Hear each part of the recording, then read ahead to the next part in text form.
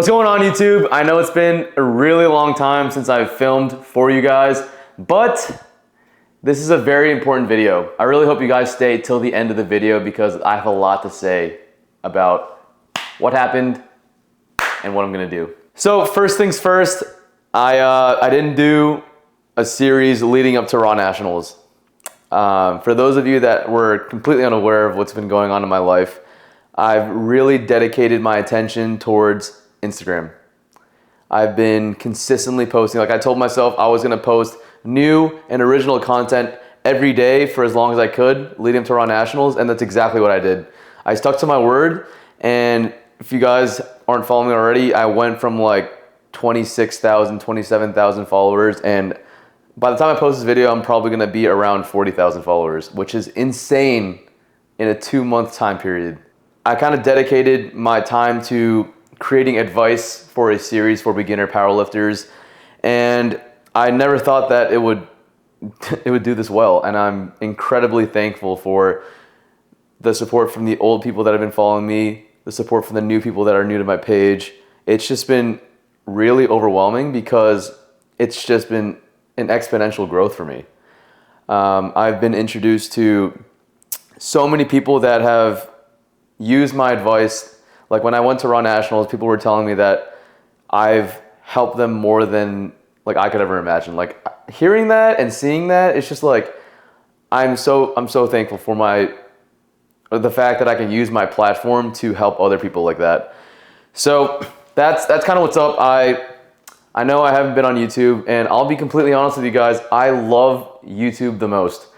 You guys, the ones that consistently watch my YouTube videos, you are my biggest supporters, and I'm actually really sorry that I haven't been posting on here. For context, I literally just can't edit everything myself. And it just sucks because I wish I had some help to film these YouTube videos, but things like aren't that case. Like I just can't film myself, edit myself, worry about my Instagram, worry about the garden, worry about my own training. And it was just a lot for me to juggle. Like I'm just being very transparent, like I just couldn't do it. So I'm just really excited to produce this content going forward because you guys seen in the past, like I love YouTube so much. I haven't been able to do it for a while. And before Rising Tide, before that meet in March, I was consistently posting like 2 to 3 times a week, and I loved it. But I think for my own workflow, I think 1 time a week would be perfect. And I don't know, like I just really think like it'd be great for me to bring that series over, bring more like advice, more help over to this platform because this is a whole new audience that could use the information that I've been providing. And I'll be honest, I'd love to go more in depth about these tips I'm giving because like in a short form video, like 30 to 45 seconds, like it isn't enough. Yeah, that's the life update. 1 video a week. I have a Discord channel for everyone that's following me. If you guys have any requests or anything that you want me to talk about or say or make videos about, then let me know in the content ideas thread in that Discord server, and I could possibly do one. So you guys have been awesome. I really, really appreciate you guys because I would not be as happy as I am. Like I'm so like my mental health has been doing really great. Like my hard work has been paying off finally, like after years of making content and years of like just training really hard. Like my content has been doing really well. My lifts have been doing really well. Like I'm just really happy and thankful, guys. So this is kind of like an appreciation post too, on top of what I'm gonna be talking about, which is my meet. Just thank you guys so much. Last quick update for you guys. If you guys are beginner powerlifters, I did spend a lot of time creating this. I created the first 3 months for the beginner to powerlifting program. It's 30-page PDF at first. And with this, you get access to a private Discord thread where you'll meet everyone doing the same thing as you. You'll never feel alone. You're basically like a giant team, a giant community where you'll all help each other. And it's been crazy. You guys have been killing it. Like I know it's not an easy program. It's throwing you into powerlifting program for the first time. So if you've never done a program and then do this, it's going to really like teach you a lot. It's going to show you what it's like to train like a powerlifter. And the thing with this program that makes I love it so much is that it never ends. I made the first 3 months, but once those 3 months are over, you're going to be getting a new program after that every single month. And you'll be doing it alongside these other people that are in the same position as you. So I'm really thankful that I can help these new and upcoming powerlifters, because this is something I've always wanted to do. Like, I've always wanted to create like this direction for people to experience powerlifting the way that I did, because the way that I look at powerlifting, like, it literally changed my life, and I don't know what I'd be doing without it. So if I can at least show people and like guide people in the right direction and have them have a glimpse of my experience of like what happened, like it might change their lives too. You never know. I haven't talked in a YouTube video for a while, so me talking for this much by myself, it's a challenge. It's a bit I'm like out of shape. Let's talk about Raw Nationals, because it is like the elephant in the room. It just happened last week. It's still fresh on everyone's mind. This meet was overwhelming. Like, that's probably like an understatement, but there's a lot of things that went on. I'm not gonna talk about my own performance yet. I just kind of want to talk about the general overview of Raw Nationals and what I thought about it. First off, I would like to say that the judging was incredibly fair and strict. And guys, if you're planning on competing at Nationals, you need to train to a higher standard. Like, if you need to look at the rule book and see what is def, like what do they look for in the start for command and press commands for bench, like what qualifies as like ramping, hitching, and like actually locking at your, like all these little things, like if you don't perform the lift that's textbook, like according to the rules, you're going to fail it. You're going to miss it on a technicality, you're gonna get a yellow, you're gonna get a blue, and it's gonna suck. So my main takeaway from Raw Nationals is that every single session that you have in the gym, train to the highest standard that you could possibly have, because that will have an insane carryover on meet day that, like, you do not want to bomb out because of technicality. Like, you do not want to do, that's the worst feeling ever. I just saw so many people that I like knew that had pretty rough meets because of technicality. Like, they weren't hitting def, and even though they thought they were hitting def, they thought the judges were like, no, the judges aren't going after you. Like, the judges are doing their job, and they're national level judges for a reason. They're strict, they're honest, and I'll be honest, I thought the consistency for calls was pretty good. This year's judging was the strictest, but it also was one of the most consistent I've ever seen across all 4 platforms, all 4 days. That's my thought about the judging.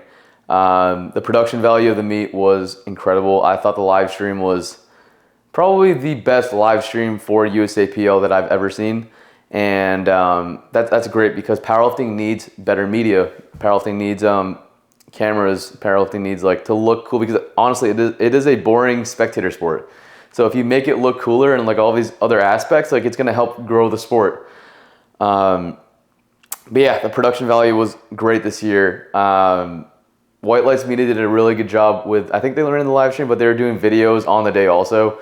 And from all these like athlete recap videos and like the champions that are winning, like these videos look incredible. And I'm like, it's, as like someone that's like getting into like video and cinema, like it's so awesome like seeing like how you can make something as boring as like moving a barbell like 5 inches like look so cool and like so intense and hype. So that's just the power of cinema. I'm really stoked to see how powerlifting is going to grow because of this every single year. Like every single year it gets better and better.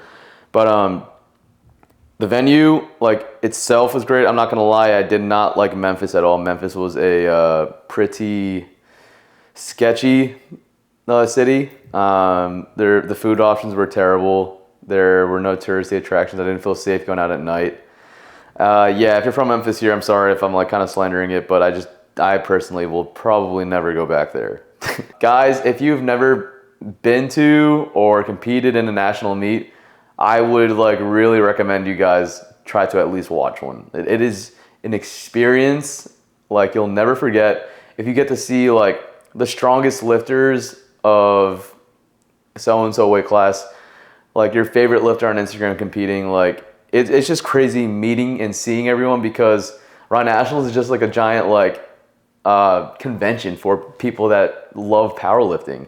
So you get to see and meet new people. And it's an awesome experience. I remember my first one I ever went to in 2018 in Spokane, Washington. And that was the reason why I got addicted to powerlifting. Like I had such an amazing experience, like meeting everyone and competing in it myself. Like I'm so happy I did that. Go talk about my performance right now, since that's the whole point of this video. Okay, so I weighed in at 82.1, and I'm not gonna lie, this is like the easiest weight cut I've ever had. Weight cut in parentheses, because I was barely cutting weight.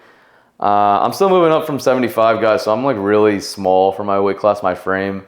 I need to put on some more muscle this offseason, that's for sure, because I can't be in the most competitive flight for 82.5 kilos and look that small compared to everyone else. So that's gonna be my objective for the offseason, get some mass, because I'm small. So yeah, I weighed in at 82.1, and it was a flawless recomp. I would say that I was probably walking around like 87, 88 kilos before I was even squatting. Like I focused on hydrating. Recomp was flawless. I got onto squats, and the nerves were kind of hitting me. If you guys don't know me by now, squat is probably like my worst lift. And just knowing that the judges were really, really strict about depth and like knees, it was nerve-wracking. On the national platform too, like you flew across the country, you trained for several months, and it's just the second you finish warming up and like you're in the on deck circle, like I fucking felt my heart pounding. Like I was so nervous, but I'm just not gonna lie, like I had a huge support group at Run Nationals. I had like 20 people from game day from Austin, like my friends just watching me in the crowd. And it was just so reassuring. It felt like I was just training with them at game day. Seeing them, it just felt so good. I was like really, really confident when I saw them. So I got up to squat for my first attempt, and I'm not gonna lie, this was probably one of the worst squat reps that I've ever done. I kind of bottomed out that squat because I was just so focused on hitting depth that I sunk it a little bit lower than I should have, and I lost a good amount of control with that squat. So with that, it secured me into the meet like so far with 3 white lights. And Steve asked me, he was like, do you want to go to your second best option? And I was like, no, let's go to the first option. So we went from 242.5 to 255 kilos. So it's a 12 kilo jump from a lift that looked pretty bad. So we went from that to that, and 255 arguably moved better because I already knew I was in the meet, and I just wanted to be a little bit more confident. So I got a little bit more amped up, focused a little bit more on my second attempt squat with 255, and it felt a lot better. But I opted to only jump 7.5 to my third attempt at 262.5, and I thought that was a call for the day. Like I was really happy hitting that because again, it was 3 white lights and it was pretty easy. It wouldn't have fried me for the rest of the day. Because that's probably one thing that I've noticed myself for the past like 9 meets. If I RP 10 a squat, I'm fucking screwed for the rest of the day. But yeah, squats went perfect, 9 for 9 or 3 for 3 with 9 white lights. Yeah, not much to say about that. I was 5 kilos shy of my rising tide squat, but like I said, guys, the judging was really strict on that day. On my platform specifically, like I'm pretty sure 3 people bombed out on squat in my flight. So I was really happy to go. I was the only person to go 3 for 3 on squat. That's just saying a lot for nationals. Like people were missing technicality for strength. Like I was the only one that went 3 for 3 on squats, so I'll take it. Moving on to bench, I was the most confident about bench. Me and bench press have been like best friends for the past like few blocks. I've been hitting PRs left and right and just really, really confident going into this meet on bench. And especially on the Texas Strength Systems pad, that's like my favorite bench press in the whole world right now. So talking about that, opener with 167.5 kilos, flew. Not much to say about that. Like RP like 6. I could have done like 4 more reps if Steve asked me to. Moved on to second, we jumped 10 kilos to 177.5 kilos. That's my current meet PR before this meet.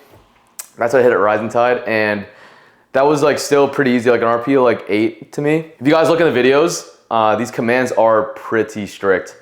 Like even though I set up pretty fast and like I should be getting a faster start command, they were hesitant. Like I don't know why it took so long for a start command, but yeah, I still got a really long start command. My press command was still pretty long, even though it was motionless on my chest. And I opted for a 5 kilo jump from my second to my third because I thought that was safe.